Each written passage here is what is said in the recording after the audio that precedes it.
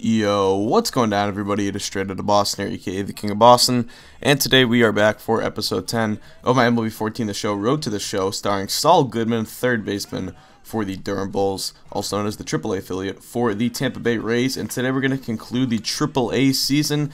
We are in the midst of a pennant race, pretty much jumbled together with about 5 other teams, actually exactly 5 other teams in our division. They're all within like 2 or 3 games of each other, all right around 500, and this is one of the teams, the Buffalo Bisons. We enter this game 3 games behind them. I believe they're leading the division heading into this game, but don't worry, I'll have pretty much, I have like a bunch of, I guess, shots of the standings or whatever throughout this episode, so you guys will keep updated on where we stand in the division. But first, we had a deep fly ball to left center field. That one is going to go off the wall. Goodman into second. He's going to actually round second, head for third, and boy, does Saul need to get a little bit faster if he wants to start extending doubles into triples. That was that was about the longest second and third I've ever seen. So either way, we go 1 for 5 that day. Now you can see we're on a 7-game hit streak, hitting 379 in our last 7 games, 266 overall. It really heated up at the end of the last episode. Here's a big opportunity. Bases loaded. That goes off the pitcher, and the throw to first goes over the first baseman's head. I don't know how you mess up that, but 2 runs are going to come around and score. We don't get RBI on either of them, but still pretty funny play right there. I figured I'd show you guys. We actually get, I believe, yeah, 2 other hits in that game, so we go 2 for 5. That usually the errors just go down as outs or whatever when you calculate batting average. So we enter the 3rd game of this 3-game set. I believe it is a 3-game set against the Buffalo Bisons, 3 games back, and we end up taking an L, and I go 0 for 4 on the day. So next series is coming up, and you can see we're hitting 366 in our last 10 games. We're really heating up. We're against the Rochester Red something, I believe. Maybe the Red Wings, I don't even know. But we're going to hit that one down the left field line for a base hit. Runner from third comes home and scores, and that is going to give the that's going to give Saul an RBI, and I believe that gives the Durham Bulls an early lead off of the Rochester pitcher, and you can see Goodman there. So 4-3 is the score, top of the 8th inning, down by 1. Big opportunity for Goodman here. Got to get on base, and he actually walked, something that I've talked a lot about before, trying to improve our plate discipline and our on-base percentage, and we do it effectively there. We walk, but we don't end up getting past first base, and we take another loss. So right now, 59-65, 4 games back of the Gwinnett Braves, and you can see the Rays are actually in first place, so maybe we could be used a little bit better on the Rays than a team with a real shot of the pennant race. I'm not too sure, but anyway, I would love to get called up. My goal at this point is to get called up for the September call-ups and at least try to help the team get to the playoffs. But here's a big moment. An RBI single. We're actually going to get thrown out here, trying to extend it into 2. A lot of the time they don't hit the cutoff men, but I guess they did it effectively there. So now here's a big moment, down by 1, runner on second, game on the line here with 2 outs, and it's time for the Better Call Saul moment of the episode. That's a base hit back up the middle. Runner's going to come around from third. The throw will be cut off, and the run will score. And of course I get thrown out again because I have really bad base running, I guess, like discipline. But either way, we tie the game. A huge moment right there, and we end up, I believe, picking up the win that game. We would walk later in the game in the 12th. So check out Jake Odorizzi's stats heading into this next game against the Rochester Red Wings. He's like 9-1 with a 2.32 ERA. He's a former top prospect who's kind of, I guess, like regressed as a prospect, if you could say that. Since he's really not regarded as highly as he was when he was originally traded in the James Shields trade. But he's been really good for the Durham Bulls this year in this game. Not so much in real life. He's struggled a little bit in real life. He's made a couple Major League starts as well due to the injuries the Rays have had. But there's a home run for Goodman, and check out that sweet follow-through. I love that new follow-through in this game. And check this one out. We line this into left field, and that's going to be over the left fielder's head, rolling all the way to the wall. Goodman rounding first, heading for 2. The throw is offline, and Goodman's in there easily, so it's a double. A couple nice hits so far for Saul Goodman, and now top of the 8th inning, 1 man on, and 1 gone. That ball hit to deep right field, and that one will clear the wall for another home run, the 2nd of the game for Saul Goodman. This time he pulls it. A nice use of taking the inside pitch and pulling that. I do have a tendency to get opposite field happy, but it's always good to be able to pull pitches like that when you have the inside half, or when they throw it to the inner half or whatever. So either way, good at bat and a good piece of hitting. We go 3 for 5 that day, a double, 4 RBI, and 2 home run. So a great performance out of Saul Goodman. He ends up getting the player of the game. I believe that's the first of the episode. And it's definitely the only one I show, but like I say, I don't always show them all, so you can't always read too much into that. And check out the, I love that, like, follow-through. It's so funny. So you can see we get the Bowman Prospect Spotlight in the next game, as we had 4 RBI in last night's affair. Looking to build on that against Rochester once again, and here we actually make a nice play ranging to our right, firing to first. The defense still solid, much better on the defensive side of things than earlier in the year, but we only go 0 for 2 that day with a walk. We do reach base, but the team really did not do much offensively, so we have a good at-bat training here. I'm actually going to end up skipping this. I was very eager to get the season done with at this point, and you can see in the next game against the Charlotte Knights, we go 1 for 4 with a walk and a strikeout.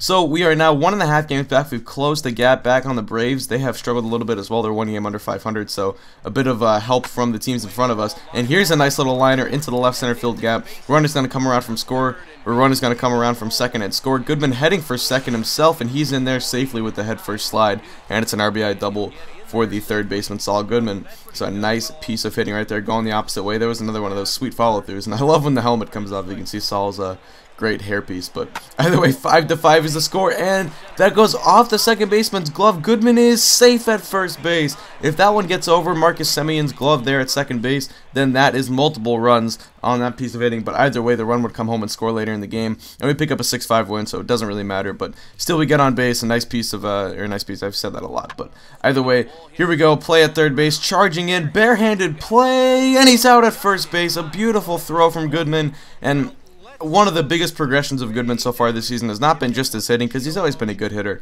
whatever level he's played at, but really the defense. He's never been regarded as a defensive stud or whatever. I mean, check out this play. He's just gotten so much better, especially moving over to the PS4. I turned the throw meter on, and I couldn't use that on the PS3 because a lot of my PS3, or actually all my PS3 controllers kind of don't work anymore.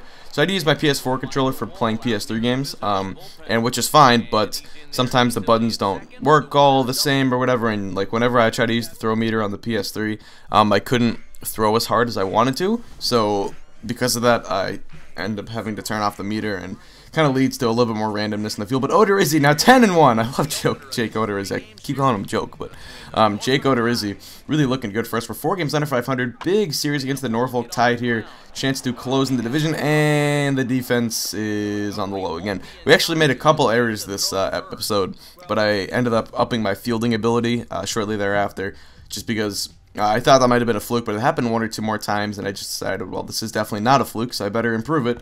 But either way, we get hit here against the Norfolk Tide. Another thing that's been happening more often, getting hit. It's happened probably 7 or 8 times now in the second half of the season, so I don't know what that's about. But looking like Shane Victorino up there from the right side of the plate. So we're 3 games back of the Norfolk Tide now with 2 to play, or 2, I believe 2 games left in this series. We followed up with an 0 for 4 performance, not what we wanted.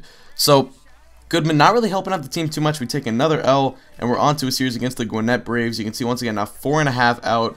Really, that gap is opening quicker than we wanted to with just about 10 or so games to play. It's going to take a serious run for us to make a comeback and try to win this division and get into the playoffs. And there you see, we're trying to do all we can, hitting that one all the way to the wall. That's going to be a double for Saul Goodman. And I've talked about it previously, but now we're starting to hit for that power. Now we're starting to hit for that gap power, getting extra base hits, which is really what I think we were lacking in really the last episode and the episode before that. There we kind of blooped that one into left field for a base hit. I think we got jammed there and ended up kind of fighting it off. Nice piece of hitting, though, being able to take a bad pitch like that and turn it into a base hit. And we end up, that happened in the 12th inning, and we end up getting a walk-off victory. So big win for the Bulls there, trying to close that gap in the division. The only thing, it's not just about being 4.5 games back, it's about being behind 3 other teams, because it's, those teams have to also, it's not just the first place team that you have to rely on losing. You have to rely on all those teams to jump them. So it's a lot harder being behind 3 other teams than it is just being 4.5 games back behind 1 team or whatever. So there's Octavio Dotel. He's been pitching in the Braves minor league system all year. He actually, we got a hit off of him, but I always struggle with him. I faced him 2 or 3 times now, and he has major league stuff. He's pretty highly rated in the games, like an 80-something overall. So it's pretty hard to hit off him at the AAA level. But either way, check out this little hustle right here. The nice little infield single throw is offline, but they give us the base hit anyway. It looks like we might have beat it out. So we end up taking a loss, though, 6-4, and that gap in the division is opening. Gwinnett now in first place. So this is definitely a team we have to keep our eye on. Definitely a team we have to beat here in the closing stretch of this season. Now, as the season is starting to, or the window is starting to close a little bit. So here against Gwinnett, down 3-0 already early on. I'm trying to do all I can. Once again, lining that one into center field, base hit. Runner will hold at second, and it's going to be a single for Saul Goodman. But the team still not 3-0 in this game. Need to do better than that, and we end up taking another loss.